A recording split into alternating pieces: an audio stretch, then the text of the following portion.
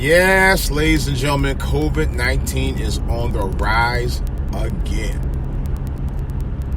Let me talk more about that. This is DJ Wolf Live. All right, guys, good morning. I'm a little late getting out the gate today. I was staying in touch with these recent developments regarding COVID-19. Now, mind you, it's been about a month and a half. Well, really, it's been about 3 months. So let's see. March, May. This is the 4th month of the COVID-19 situation. Really, 5th month. But, technically you can say February. But anyways, it's the 4th month that we're into this COVID-19 thing, roughly. And of course, states like Florida and Texas and California, back in very early May, decided, well, we don't want to wait around for that. We're just going to start letting people go back. Of course, now, in June, just about almost 2 weeks out before the main holiday of the 4th of July come up, all of a sudden, there's a spike in the number of cases. What a shocker. They were all trying to rush to get back out there 2 months early, really a month before Memorial Day, and boom, this is what happens. See? They think it's a joke. They think it's a hoax. They're too busy listening to Trump's punk ass about this being a hoax, and now people are paying for it. Because Florida allowed that people to resume doing whatever they wanted to do, knowing this is still an issue, And let's be real, people. Let's be really, really honest. When it comes to viruses don't go away. We have flu virus, every year, every fall, the flu virus comes back. Has it gone away yet? No. Will it ever go away? No. Are there some remedies that keep you from getting it? Yes. One of them, and I'm going to tell you from personal experience, is to eat healthy. A guy I listen to on YouTube, and he calls himself the Minister of Wellness. If you hadn't checked him out, I highly recommend this brother. He's very knowledgeable about the meal plan, about telling you about eating right, meal plans, vitamins, and all of that. Minister of Wellness. Oh, wait, no. Waiting on the light to change again? Jesus. And I watch him, and a lot of what pretty much everything of what I watch him talk about in terms of eating right and staying healthy and all that, he's right on point. I've been watching for the last probably close to about 2 years, or close to 2 years, and I've never had any issues with my health so far, and specifically with flus and colds. I know some people don't take the flu shot. Some people don't even recommend that you take the flu shot. I do it once a year, and usually when I do it, I don't have any issues. But I also eat right as well. But getting back to this situation, it amazes me how they were rushing to do all this. What is this person doing in this car? Well, some of us got someplace to go, like work, But it just amazes me how people were rushing to get everybody back on the roads and everything, on vacations and all that, because of Memorial Day. And I knew that was going to happen. And the problem is people were impatient, man. I understand you want to get outside, and you can get outside. I understand people want to go to the malls, and stuff like that. I haven't been to the mall, and God, I can't remember last time I've been to the mall. It's been a long time since I've been to the mall. But you know what? I have a friend called Amazon that I go to whenever I need something. And usually when I go to Amazon, 80% of the stuff that I can get from Amazon, I usually get. Stuff I go to stores or local stores half the time, usually they don't have it anyway. Like I do a lot of my purchases in terms of my music stuff through Guitar Center, if I, locally. But a lot of times they don't even have stuff, and it usually takes about a week, 3 to 5 business days for the stuff to get there. The thing about Guitar Center, I don't like it, I don't mind saying this, because I have a guitar account, is that guitar, when it comes to Guitar Center, when you order a purchase of Guitar Center, and this happened with my last purchase from there, that I ordered on the mail, so I ordered to send it directly to me, which is probably what I should have done.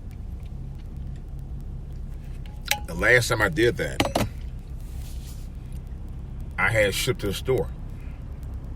I got a notification that it was received by the store. So I go to the store, call them, and said it was there. Then I get inside the store, and they said, "Oh, no, we don't see your package.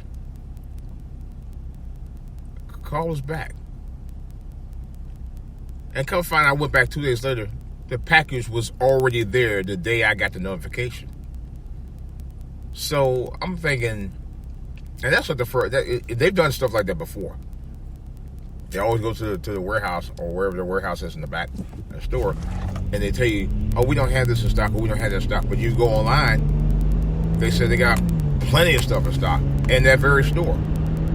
And they, like I said, I don't know why they do that with me. And a friend of mine who used to go there for years himself also said he had problems with Guitar Center as well. I know I had. It wasn't the first time. I tried to apply for credit Guitar Center several years, about 5-6 years ago, as a white boy. And I went there and I got denied. Not sure why. And then, because later on I got it back twice. So I don't know what but anyway. So I went there to make a purchase of some speakers one time. Then I went back, I think a couple weeks later, to get a mic, and he made a little comment about, "Oh, yeah, I'm trying to be big time, huh?" And I said, "Yeah, I am." Never went back to that Guitar Center again. But I'll talk about more about that on a later podcast on my Music Box podcast, because it did tick me off. And I'll tell you why I no longer plan on shopping there other than maybe through mail. That's it. But I'm not even sure about that, because I could get my packages quicker through either Sweetwater or Zounds. Those are my go-to spots. I don't mess with anybody else. Yeah. So I'll talk about that on another podcast. I had a couple of unboxings. And I may start doing a couple of those, but not right now. There's one other thing that I do need to get, but I'll talk about that later. Getting back to this situation about the COVID-19. It's just like white people do not want to wait, or not have patience, or not want to be out the comfort zone for long. We were just talking about that. I was talking about that with a couple people yesterday, where white people, they were in such a rush to get back to their leisurelies, like going shopping, going to the malls, and going to restaurants, going on vacation, stuff like that. They love getting to their leisurelies real quick when they have it. Football, going to sporting, pro sports games and all of that. But I'm going to tell you the truth. And I mentioned before in another podcast about boycotting, and I still believe in that. I know, because my plan is to boycott all pro sports this year. I'm not going to buy. The only merchandise I will probably buy is a Kaepernick jersey or cheat shirt. That's it. I'm not buying no more pro sports stuff from any team, from any league. I won't do it. And I don't plan on going to more pro sports games. And that's a suggestion I made before, and I want to keep making that suggestion, because that's the comfort zone for white people. And I found that out when Kaepernick decided to go ahead and protest with his knee down during the national anthem, white people were in an uproar. I knew people in my office were in an uproar. White people were in an uproar in my office about it. I didn't give a fuck. I told him he had the right to do it. I said he did nothing wrong. You're trying to vilify him. You know you are. They had a fit. Well, you need to get out there and play your sports, man. You make all that money. What the fuck that got to do with what we're talking about here? See, it's that diversity, to try to diverse the attention off the real subject.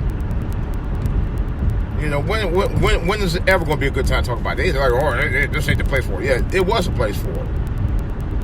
You know? When you talking about war heroes in America, guess where the place usually is? During football and baseball. That was the whole purpose of them doing the national anthem at every fucking game.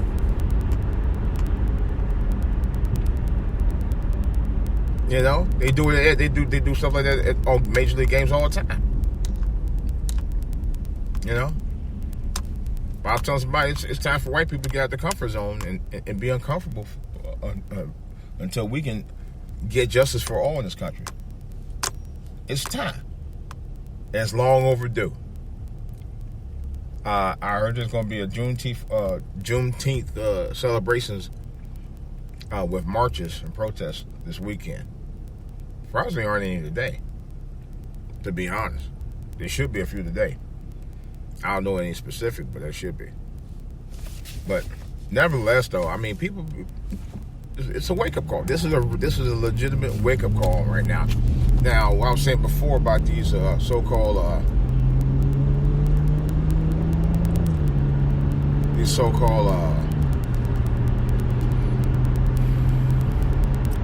policy legislations, you know, these bills. I don't want no bills. I want policy. I want policy change. These people come up with all these bills, slills.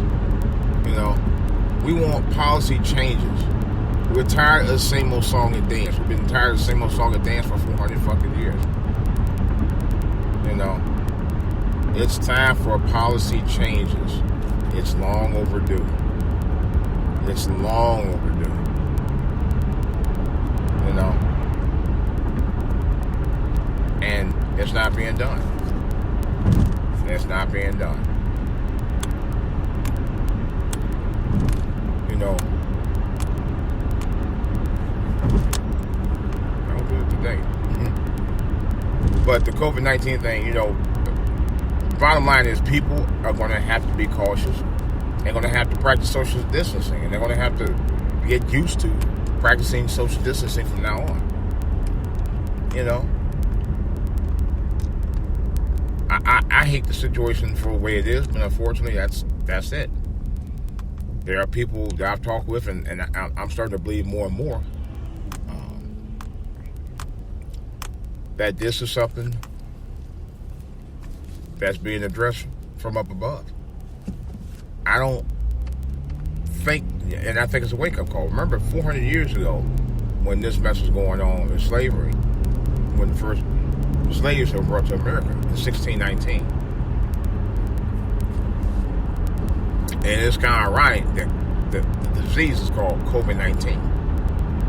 Well, not disease, the virus is called COVID-19. It just happened 400 years after slavery. And many people, even religious folks, think that this is something where it's the chickens coming home to roost. That very well may be true.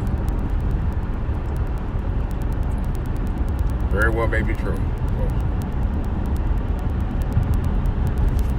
You know, 400 years later, we still dealing with the same mess. Nothing's changed. You know, white people still want to stay in their comfort zone. They only about their own agenda, their own businesses and stuff like that. Nah, fuck all that. Fuck all that. You know, it's all about their business and nothing else. Wow, traffic kind of light for a Friday. I'm shocked. Oh, not really, should be. But it's just the fact that people are tired of the mess. They're tired of the BS. We're tired of the same old song and dance. We're tired of where our communities are. Stay in your lane, fool. You ain't goofy as hell. You can't drive around here, man. But the one thing I do love right now is that people are tired of BS. And people are proving it left and right now more than ever that we ain't gonna tolerate this mess. And we appear to be in unison with white folks on this issue right now. I must have heard this traffic on me. Yeah, okay, here we go. We're tired of this mess. We're gonna fight it. We're gonna continue to fight. And I don't think we should let up. Don't let up. Because you let up, guess what? It's going to allow people to go back to their comfort zone. Where it's like, oh, everything's fine. We get to do what we want, and black folks get to suffer. No, fuck that. And that's the other issue I talked about before. The white people thinking it's not their problem. It's not their issue. It's not in their neighborhood. But on contrary, my friend, it is. It is a problem. It should be a problem for you and everybody else in this entire country, in this entire world. I'm going to say this one other thing. I watched the video footage of John Bodega, the young black man that's in the Star Wars films, the last 3 Star Wars films, by the way. He was brilliant in them. And he made a very bold statement. I think he's harking back to our forefathers and ancestors from the Civil Rights Movement. And he talked about it in detail. And he basically just said, I don't care if it ruins my career. I'm willing to fight for my people. He said that. He publicly said that. And guess what? The Star Wars film production studios stand behind him. Yeah. They stand full pat behind him on it.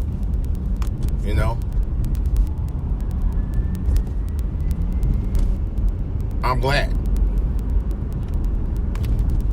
And he said he was willing to risk losing his career for his people, man. For change. That's a powerful moment, man.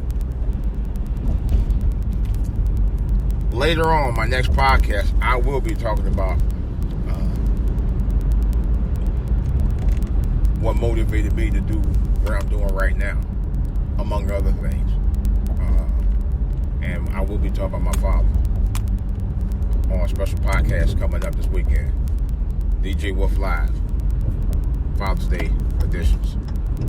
Stay tuned. Stay tuned, guys.